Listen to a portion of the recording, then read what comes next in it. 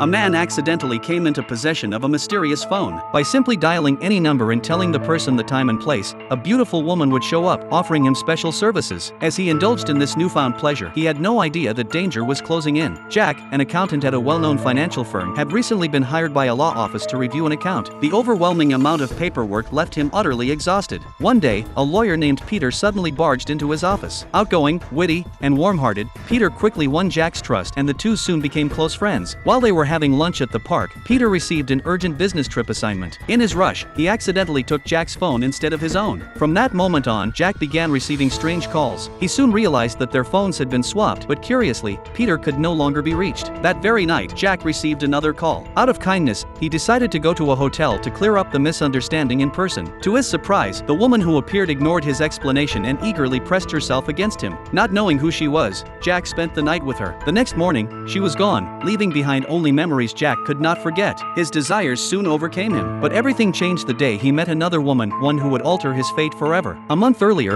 on the subway, Jack had fallen in love with her at first sight. He never imagined they would meet again under such circumstances. Like the others, she entered the room behaving boldly, but Jack resisted. He didn't want to be with her this way. Thinking Jack was breaking the rules, the woman tried to leave, but Jack pleaded with her to stay. They ended up talking through the night, and by morning, she had left only a playful note. That was when Jack learned her name, Sophie. From then on, Jack eagerly awaited their next encounter, refusing invitations from other women. A month later, Sophie finally called him. Overjoyed, Jack invited her to a restaurant instead of a hotel and even prepared a unique gift. Their bond grew quickly, and before parting, Jack asked Sophie to be his girlfriend. They returned to a hotel together. Jack believed a beautiful romance was beginning, but fate had other plans. After their night together, Sophie asked for a glass of cold water. Jack stepped out to fetch ice, but when he returned, she had vanished. Bloodstains marked the sheets, and Jack was struck unconscious. When he came to, he called the police and explained everything. Yet the investigation yielded no evidence, only the injury on Jack's head confirmed he had been attacked. Still, Jack was plagued with questions. Why had Sophie disappeared? Just then, Peter appeared at his home. Jack discovered that Peter's friendship had been a ploy all along. Sophie had been kidnapped to force Jack into transferring money from a fund company to Peter. Jack struggled with the decision, but before he could act, the police called. A woman's body had been found in a taxi. The description matched Sophie, and Jack was asked to identify the body. The victim turned out not to be Sophie but the first woman Jack had met. The police said she was strangled with a cord made from a rare synthetic fiber, the very same type Jack used on his tennis racket. Horrified, Jack rushed home and found his racket missing. Inside his tennis bag, he discovered incriminating photos of himself with multiple women, clear evidence that Peter was framing him for murder. Peter grew bolder, even threatening Jack in public. Jack was forced to comply, transferring a large sum of money to a bank in Spain. Soon after, Peter sent Jack a photo of Sophie bound and gagged. Jack hurried home, only to be caught in an explosion as Peter watched smugly from across the street. Disguised as Jack, Peter boarded a flight to Spain and checked into a hotel. But when he opened the door, he was stunned to find Sophie waiting for him. Everything had been part of their elaborate scheme. Yet upon learning how Jack had suffered for her sake,